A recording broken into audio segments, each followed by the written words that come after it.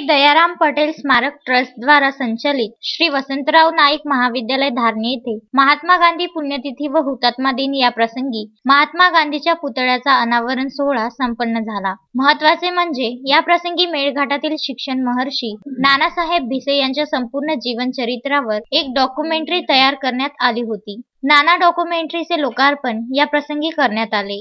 गेल्या 60 वर्षापासून अविरतपणे शिक्षण क्षेत्रात विकासाची मशाल लावून शिक्षण क्षेत्रात येणाऱ्या समस्यांशी झटत मेळघाटास शिक्षण क्षेत्रामध्ये उंच शिखरावर नेणारे नानासाहेब भिसे जे दयाराम पटेल स्मारक ट्रस्टचे सर्वस्वी मानले जाते। नानांच्या सुरुवातीपासून शिक्षण क्षेत्रातील कामगिरीवर विशेष भर टाकून ही डॉक्युमेंटरी तयार करण्यात आली। या डॉक्युमेंटरीच्या माध्यमातून केवळ मेळघाटातच नाही तर संपूर्ण भारतात नानासाहेब भिसे यांच्या कार्याची ओळख पटावी याकरिता या डॉक्युमेंटरीचे अनावरण करण्यात आले। या प्रसंगी श्री वसंतराव नाईक महाविद्यालयाचे प्रथम प्राचार्य बाबा चौखंडे आवर्जून उपस्थित होते। तसेच अध्यक्षस्थानी वीणा मालवीय व प्रमुख अतिथी म्हणून मेळघाटचे लोकप्रिय आमदार राजकुमार पटेल उपस्थित होते। हुतात्मा दिन व सोबतच महात्मा गांधीजींची पुण्यतिथी याच दिवशी महात्मा गांधी नेहमीकरिता लोकांच्या स्मरणात राहावे याकरिता महात्मा गांधीच्या पुतळ्याचे अनावरण करण्यात आले। महात्मा गांधीचे आचार विचार सदैव देशातील सर्व नागरिकांच्या मनात व आचरणात राहावे असे विचार नानासाहेब भिसे यांनी व्यक्त केले।